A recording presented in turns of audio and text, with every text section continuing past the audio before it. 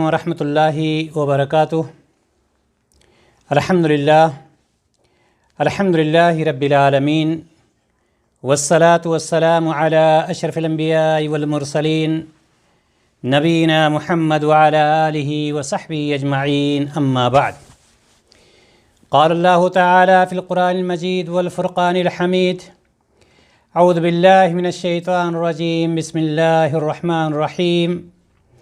وَإِذَا سَأَلَكَ عِبَادِي عَنِّي فَإِنِّي قَرِيبٌ أُجِيبُ دَعْوَةَ الدَّاعِ إِذَا دَعَانِ فَلْيَسْتَجِيبُوا لِي وَلْيُؤْمِنُوا بِي لَعَلَّهُمْ يَرْشُدُونَ۔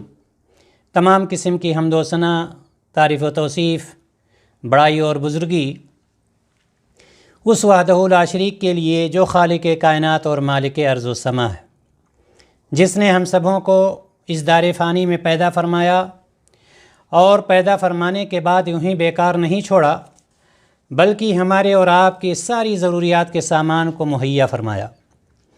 اس کے بعد آخری نبی جناب محمد رسول اللہ صلی اللہ علیہ وسلم پر ان گنت بے شمار درود و سلام۔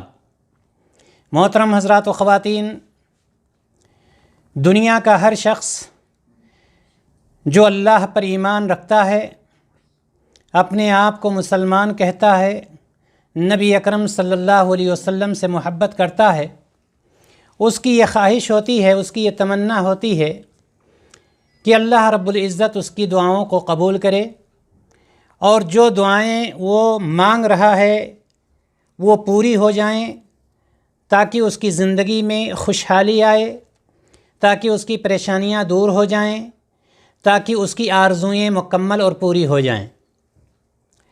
لیکن اکثر لوگ یہ کہتے ہوئے پائے جاتے ہیں کہ ہم تو دعا کرتے ہیں لیکن ہماری دعائیں قبول نہیں ہوتی ہیں۔ سوال یہ ہے کہ کیا یہ بات صحیح ہے کہ ایک مومن، ایک مسلم جو دعا کر رہا ہے اس کی دعا قبول نہیں ہوتی ہے؟ اور اگر دعا کو قبول نہیں ہوتی ہے تو آخر وجہ کیا ہے؟ ہمیں کیا کرنا چاہیے؟ ہم نے ابھی آپ کے سامنے سورہ بقرہ 186 نمبر آیت تلاوت کی ہے شروع میں، جس میں اللہ تبارک و تعالیٰ نے بڑے ہی صراحت کے ساتھ اس میں ارشاد فرمایا ہے، اپنے بندوں کو خطاب کیا، تمام بندوں کو خطاب کیا، وَإِذَا سَأَلَكَ عِبَادِي عَنِّي فَإِنِّي قَرِيبٌ۔ اپنے پیارے رسول صلی اللہ علیہ وسلم سے اللہ تبارک و تعالیٰ کہتا ہے، اے ہمارے نبی، میرے بندے اگر آپ سے میرے متعلق پوچھیں، وَإِذَا سَأَلَكَ عِبَادِي عَنِّي فَإِنِّي قَرِيبٌ، تو آپ انہیں بتا دو کہ میں ان سے بہت قریب ہوں۔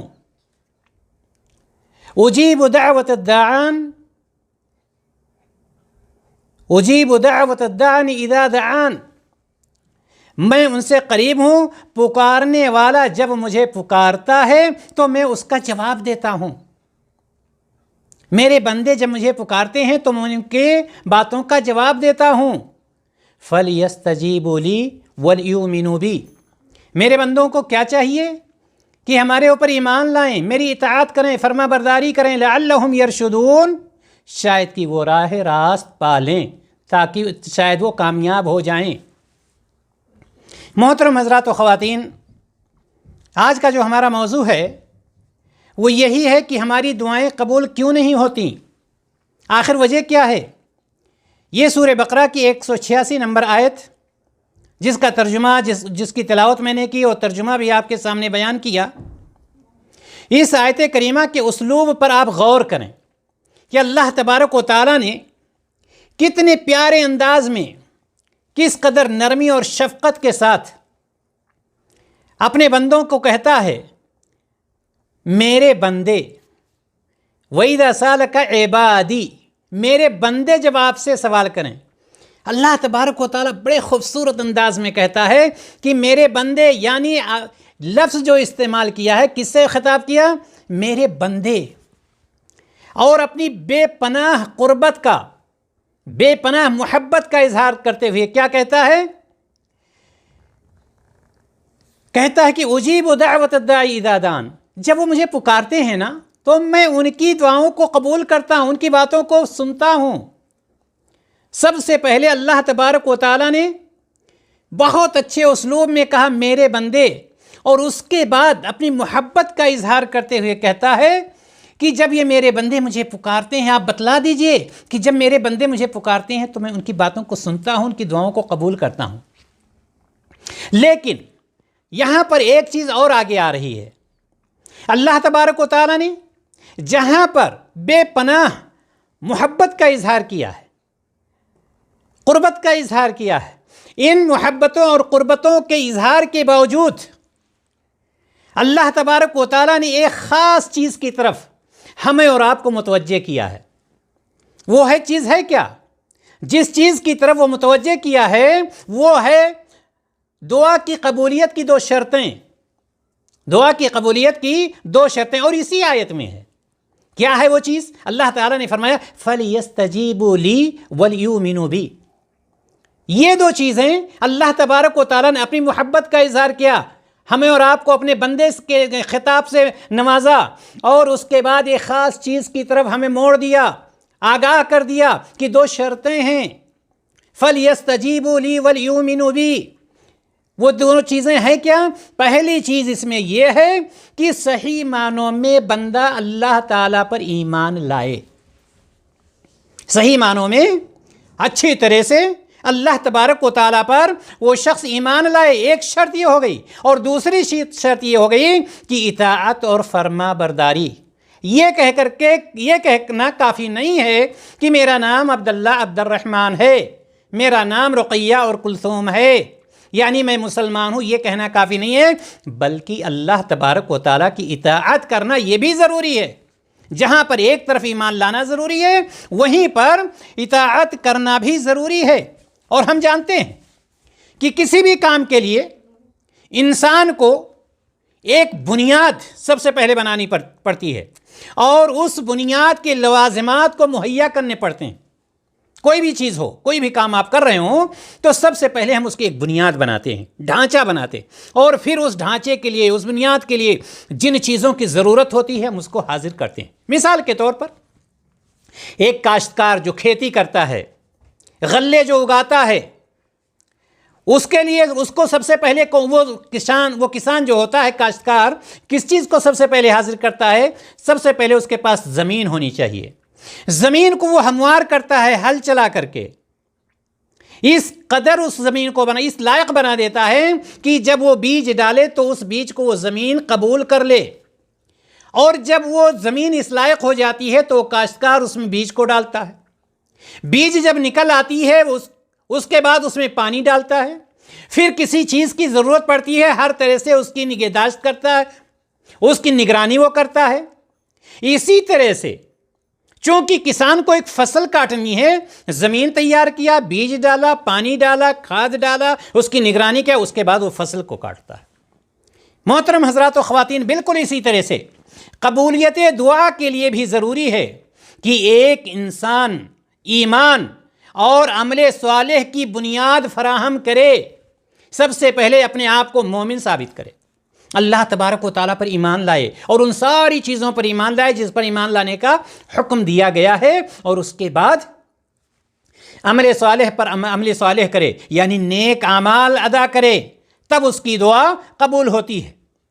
معلوم یہ ہوا کہ دعا کی عدم قبولیت، دعا کے قبول نہ ہونے کے کچھ اسباب ہوتے ہیں۔ اگر وہ اسباب پائے گئے تو ظاہر سی بات ہے دعا قبول نہیں ہوگی۔ کبھی کبھار دعا خود بخود قبول نہیں ہوتی ہے، اور اس میں کچھ چیزیں پائی جاتی ہیں، آگے چل کر کے میں ابھی بیان کر رہا ہوں۔ مثال کے طور پر اگر کوئی دعا کر رہا ہے، شرکیہ چیزیں اس میں پائی گئی تو دعا قبول نہیں ہو سکتی ہے، یا اسی طرح سے مبالغہ کر رہا ہے کوئی، یعنی تجاوز کر رہا ہے، تو تب بھی وہ دعا قبول نہیں ہو سکتی ہے۔ تو ان ساری چیزوں سے انسان کو پہلی بات بچنی چاہیے، ان ساری چیزوں سے دور رہنا چاہیے۔ اسی طرح سے ہمارے اور آپ کے ذہن میں یہ ایک بات اور آنی چاہیے کہ یہ دنیا جو ہے، یہ دنیا آزمائشوں کی جگہ ہے۔ یہ دنیا کیا ہے؟ یہ آزمائش کی جگہ ہے۔ ہمیشہ امتحان ہی میں رہتا ہے انسان۔ اللہ تبارک و تعالیٰ نے آزمائش کی جگہ ہمارے اور آپ کے لیے اس کو بنایا۔ اللہ تبارک و تعالیٰ نے جب یہاں آدم اور ان کی اولاد کو بسایا تو ان کے ساتھ رنج و راحت، آرام اور تکلیف، بیماری اور تندرستی اور بہت سارے مصائب کو ان کے ساتھ لگا دیا۔ ان کے ساتھ کو ان ساری چیزوں کو لگایا۔ ایک طرف تندرستی بھی ہے، ایک طرف بیماری بھی ہے، ایک طرف سکون بھی ہے، ایک طرف بے چینی بھی ہے، یہ ساری چیزیں ساتھ ساتھ میں۔ اور خود اللہ تبارک و تعالیٰ سورۃ البلد آیت نمبر 4 میں فرماتا ہے لَقَدْ خَلَقْنَا الْإِنسَانَ فِي كَبَدٍ، بے شک ہم نے انسان کو مشقت میں پیدا کیا ہے، مصیبت میں پیدا کیا ہے۔ یعنی یہ ساری چیزیں آتی جاتی رہیں گی، یہ چلتی رہیں گی۔ یعنی یہ کہ وہ جب تک زندہ رہے گا، کہیں وہ تندرست رہے گا، کبھی وہ بیمار رہے گا، کبھی رنج میں رہے گا، کبھی راحت میں رہے گا، کبھی خوش رہے گا، کبھی غم میں رہے گا۔ یہ ساری چیزیں پوری زندگی ایسی چلی جائیں گی۔ اور جیسا کہ ہم اور آپ بارہا اس کو آپ نے سنا ہوگا کہ وہ زندگی ہی کیا جس میں نشیب و فراز نہ ہو، اتار چڑھاؤ نہ ہو، یہی چیز ہے۔ یہ اللہ تبارک و تعالیٰ نے تو ایک چیز تو میں نے یہ بتلایا آپ کو کہ یہ زندگی جو ہے آزمائش کی جگہ ہے۔ کوئی یہ نہ سوچے کہ پوری زندگی ہماری آرام سے چلی جائے گی، نہیں، کبھی کچھ یہ ساری چیزیں آتی ہیں۔ ایک پوائنٹ تو یہ اپنے ذہن میں رکھیں۔ دوسرا پوائنٹ یہ رکھیں کہ اللہ تبارک و تعالیٰ نے سورہ الفاتر میں آیت نمبر 15 میں فرمایا یا ایھا الناس انتم الفقراء الی اللہ، اے لوگو تم سب کے سب اللہ تعالیٰ کے محتاج ہو۔ اللہ تبارک و تعالیٰ نے کیا فرمایا کہ اے لوگو تم سب کے سب اللہ تعالیٰ کے محتاج ہو، واللہ هو الغنی، اللہ جو ہے نا بڑا بے نیاز ہے، هو الغنی الحمید، تعریفوں والا ہے، بے نیاز بھی ہے اور تعریفوں والا بھی ہے۔ لیکن انسان جو ہے نا محتاج ہے کس کا؟ اپنے رب کا، اپنے اللہ کا۔ یعنی مطلب کیا ہوا؟ مطلب یہ ہوا کہ جب آدمی پیدا ہوتا ہے اس وقت سے ہر لمحہ پیدا ہونے سے لے کر کے مرنے تک اللہ تبارک و تعالیٰ کا وہ محتاج ہوتا ہے۔ اللہ تبارک و تعالیٰ کی اس کو ضرورت ہوتی ہے کہ اسے جب کوئی حاجت ہو تو وہ کس سے مانگے گا؟ اللہ تبارک و تعالیٰ سے مانگے گا، کیونکہ اس کے علاوہ کوئی بھی نہیں ہے جو اس کی حاجتوں کو پورا کر سکے۔ یعنی اگر کوئی مشکل کشا ہے تو کون ہے؟ وہ اللہ تبارک و تعالیٰ کی ذات ہے۔ لہٰذا اس نے ہمیں اور آپ کو ایک طریقہ بھی سکھا دیا۔ کس نے؟ اللہ تعالیٰ نے۔ پہلی بات تو اللہ تعالیٰ نے یہ فرما دیا اے لوگو تم سب اس کے سب میرے محتاج ہو، یعنی اللہ تعالیٰ کے محتاج ہو، اور اللہ تعالیٰ کسی کا محتاج نہیں ہے۔ اور یہاں پر یہ بات ہو گئی کہ جب آپ اللہ کے محتاج ہیں تو جس چیز کی بھی آپ کو ضرورت ہوگی کس کے آگے ہاتھ پھیلائیں گے؟ اللہ تبارک و تعالیٰ کے آگے ہاتھ پھیلائیں گے۔ وہ طریقہ کیا ہے؟ وہ بھی اللہ تبارک و تعالیٰ نے فرما دیا ادعونی استجب لکم، تم سب مجھے پکارو میں تمہاری پکار کو سنوں گا۔ ایک طرف اللہ نے فرمایا کہ میں غنی ہوں، بے نیاز ہوں، مجھے کسی کی ضرورت نہیں اور تم سب کو میری ضرورت ہے، لیکن یاد رکھو جب تم مجھے پکارو گے تو میں تمہاری پکار کو سنوں گا۔ یہ اللہ تبارک و تعالیٰ نے ہمیں اور آپ کو بتلا دیا ہے، یہ طریقہ بتلا دیا ہے۔ اب سوال یہاں پر پھر یہی آتا ہے جو میرا ٹاپک ہے کہ آخر ہماری دعائیں قبول کیوں نہیں ہوتی ہیں؟ اللہ تبارک و تعالیٰ کے دربار میں ہم کامیاب کیوں نہیں ہو رہے ہیں؟ ہماری دعائیں قبول کیوں نہیں ہو رہی ہیں؟ محترم حضرات و خواتین، یہاں پر یہ بھی یاد رکھیں آپ کہ دعا کی حیثیت ایک ہتھیار کی، ہتھیار اسلحہ جو ہوتا ہے، دعا کی حیثیت بالکل ایسے ہی، دعا کا مقام ایسے ہی ہے جیسے ایک اسلحہ ہوتا ہے، ایک ہتھیار ہوتا ہے۔ اور اسلحہ یا ہتھیار کی کارکردگی جو ہوتی ہے، یا اسلحہ کی جو کامیابی ہوتی ہے کس پر ہوتی ہے؟ یا ہتھیار کی جو کامیابی ہوتی ہے کس پر ہوتی ہے؟ کیا ہتھیار آپ کے سامنے رکھا رہے خود بخود اپنا کام کر لے گا؟ نہیں، ہتھیار چلانے والا بھی چاہیے، اسلحہ کو استعمال کرنے والا بھی کوئی شخص چاہیے۔ صرف اسلحہ کی تیزی کامیابی کی طرف آپ کو نہیں لے جا سکتی ہے۔ مثال کے طور پر ایک تلوار ہے اور تلوار کتنی بھی تیز ہو، کیا وہ اپنی تیزی ٹیبل پر رکھے ہوئے وہ کام کر جائے گی؟ نہیں کر سکتی ہے۔ اس کے لیے تلوار چلانے والا کوئی شخص چاہیے.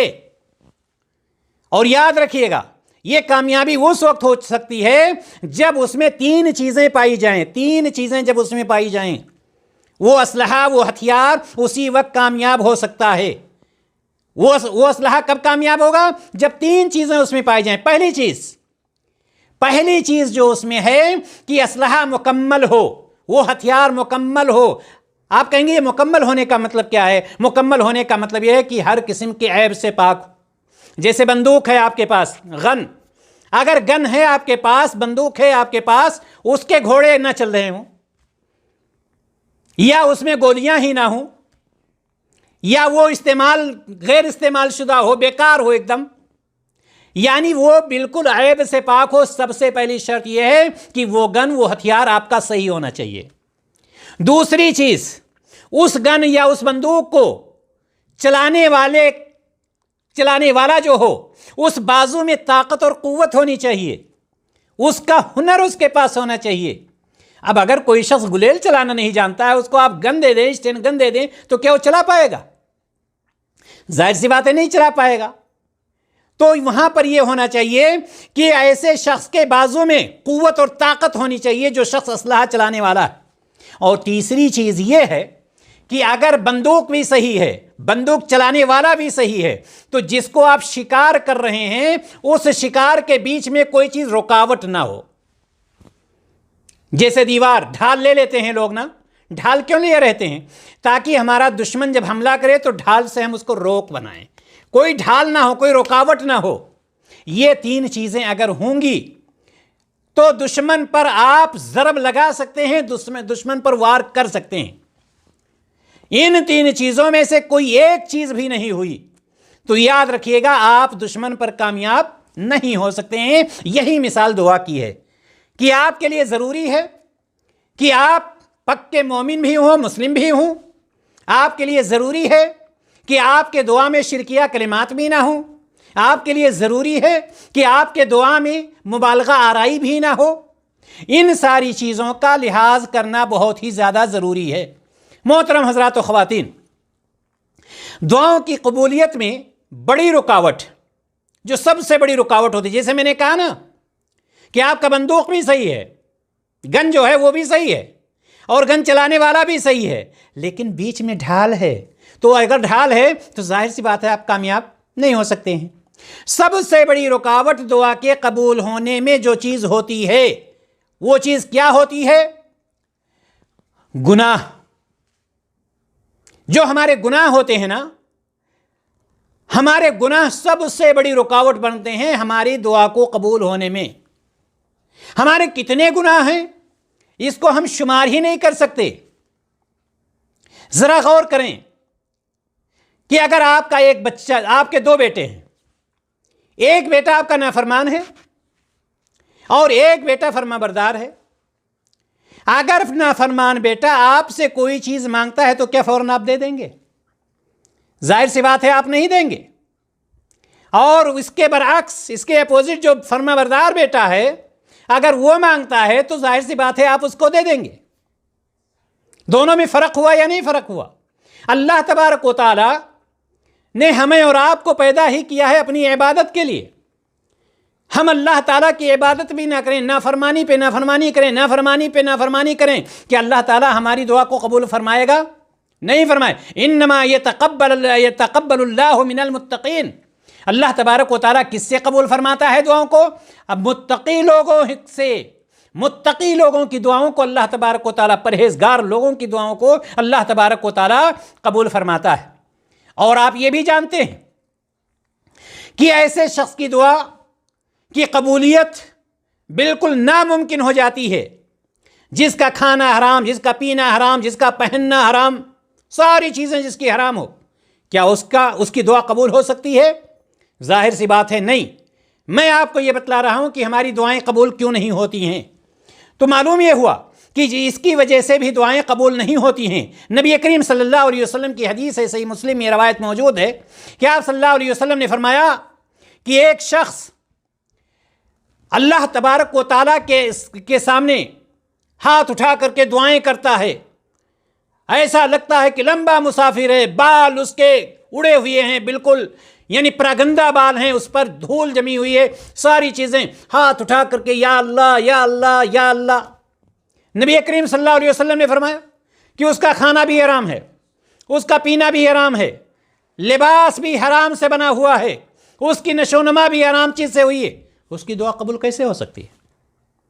معلوم یہ ہوا کہ دعا کی قبولیت میں جو چیز رکاوٹ بنتی ہے، سب سے بڑی چیز ہے وہ ہمارے جو گناہ ہوتے ہیں، یہ گناہ سب سے بڑی رکاوٹ کا سبب بنتے ہیں۔ ابن القیم رحمہ اللہ کہتے ہیں کہ حرام کھانے سے دعا میں قوت ختم ہو جاتی ہے اور دعا میں کمزوری آ جاتی ہے، دعا میں کمزوری آ جاتی ہے، لہٰذا ہمیں سب سے پہلے اس چیز کا خیال رکھنا چاہیے۔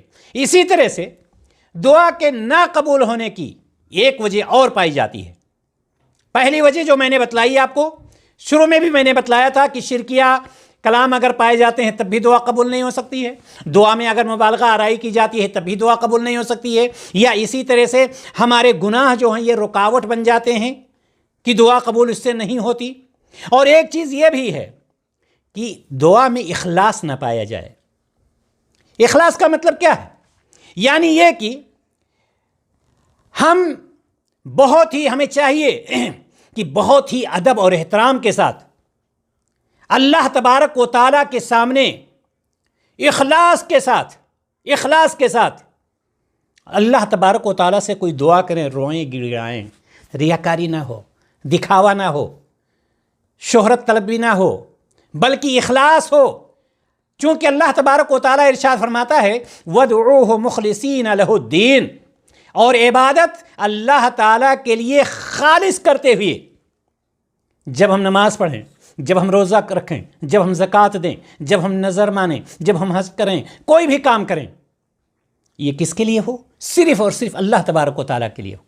اگر صرف اللہ تبارک و تعالیٰ کے لیے ہے تو ظاہر سی بات ہے اس کی وہ دعا قبول ہوگی اور اللہ تبارک و تعالیٰ اس کو قبول فرمائے گا۔ اور دعا میں اخلاص کا مطلب ہے کیا؟ دعا میں اخلاص کا مطلب کہ دعا کرنے والا یہ نظریہ رکھے کہ صرف اللہ عز و جل کو ہی پکارا جا سکتا ہے، اللہ تعالیٰ ہی کے سامنے رویا گڑگڑایا جا سکتا ہے، اللہ تعالیٰ ہی کے سامنے سجدہ کیا جا سکتا ہے، اللہ تعالیٰ ہی سے اولاد مانگی جا سکتی ہے، اللہ تبارک و تعالیٰ ہی سے عزت اور شہرت مانگی جا سکتی ہے، کسی اور سے نہیں۔ دعا جب کر رہا ہو انسان، نماز پڑھ رہا ہو، زکوٰۃ دے رہا ہو، قربانی کر رہا ہو، حج کر رہا ہو، ریاکاری سے دور، دکھاوے سے دور۔ اگر ریاکاری اس میں پائی گئی تو ظاہر سی بات ہے، آپ سمجھ لیجئے کہ ساری محنت رائیگاں اور بیکار چلی گئی۔ لہٰذا اس کا ہمیں خیال رکھنا چاہیے۔ اس کے ساتھ یہ بھی ذہن نشین کر لینا چاہیے، اپنے ذہن میں بٹھا لینا چاہیے کہ دعا کبھی بھی ضائع نہیں ہوتی ہے، دعا کبھی رائیگاں اور بیکار نہیں جاتی ہے۔ کب دعا کی وجہ سے کبھی کبھار آپ کی پریشانی جو آپ کے اوپر آنے والی ہوتی ہے وہ پریشانی دور ہو جاتی ہے اور آپ کو پتہ ہی نہیں چلتا ہے۔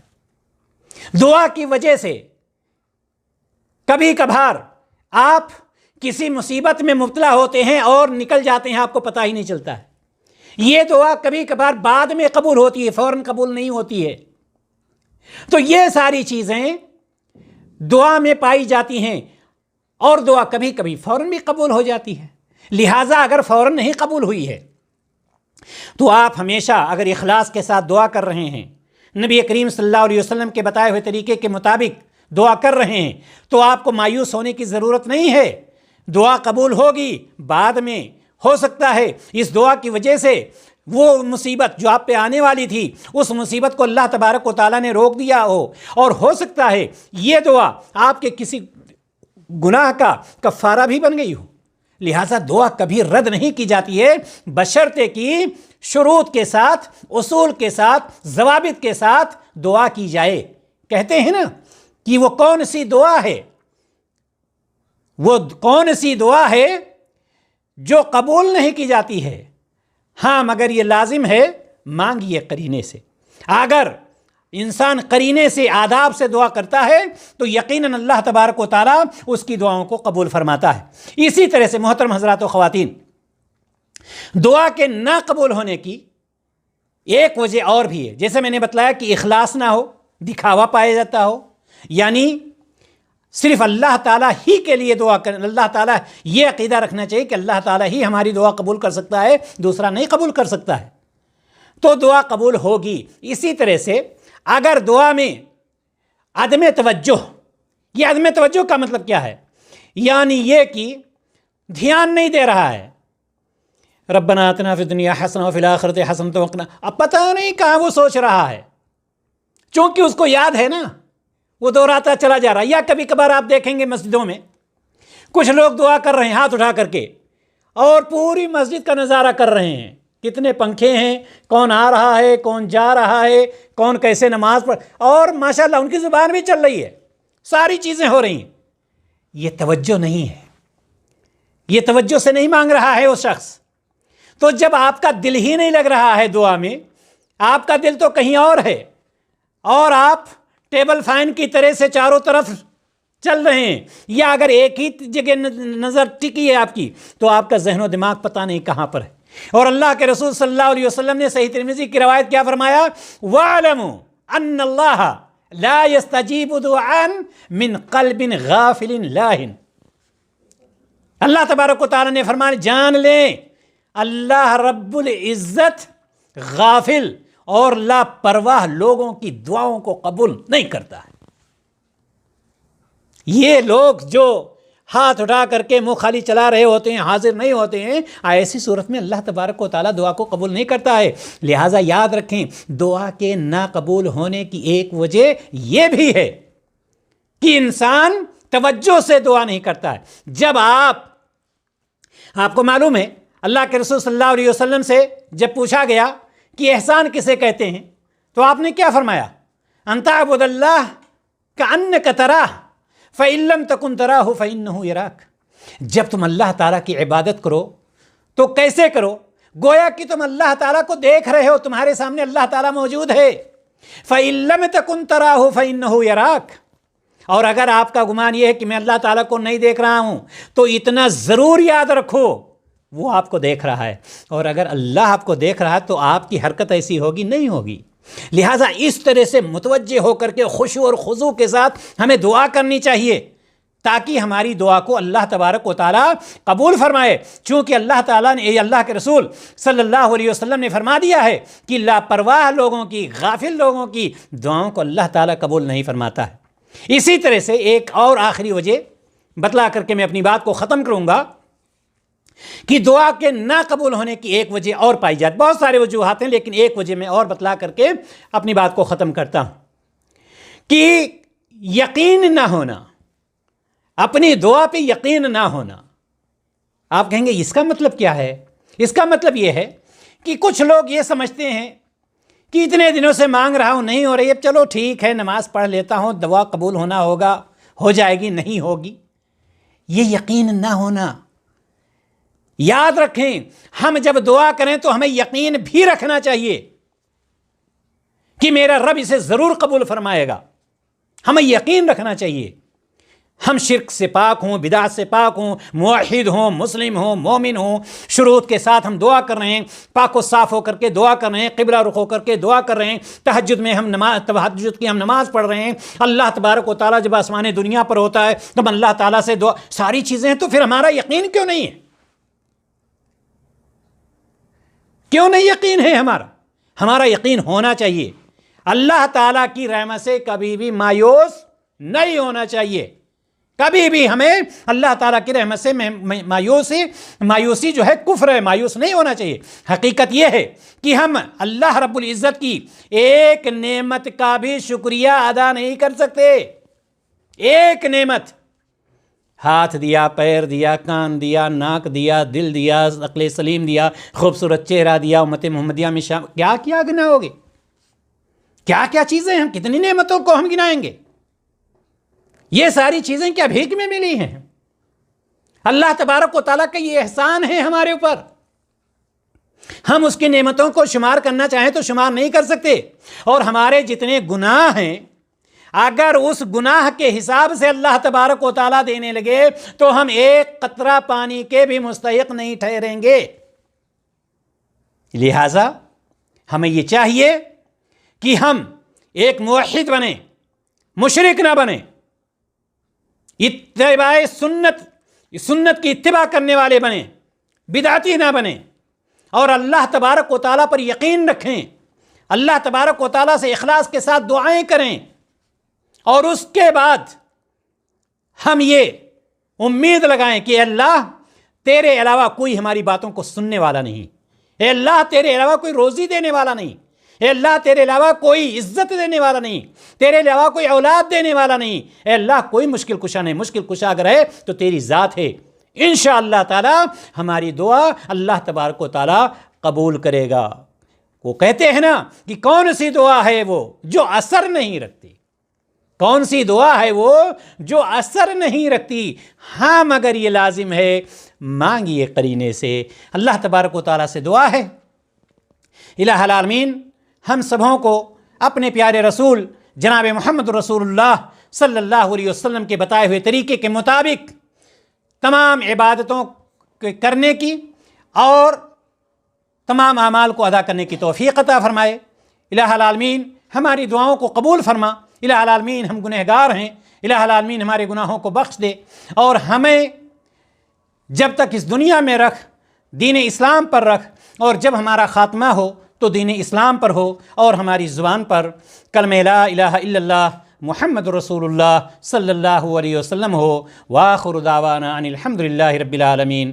السلام علیکم ورحمۃ اللہ وبرکاتہ۔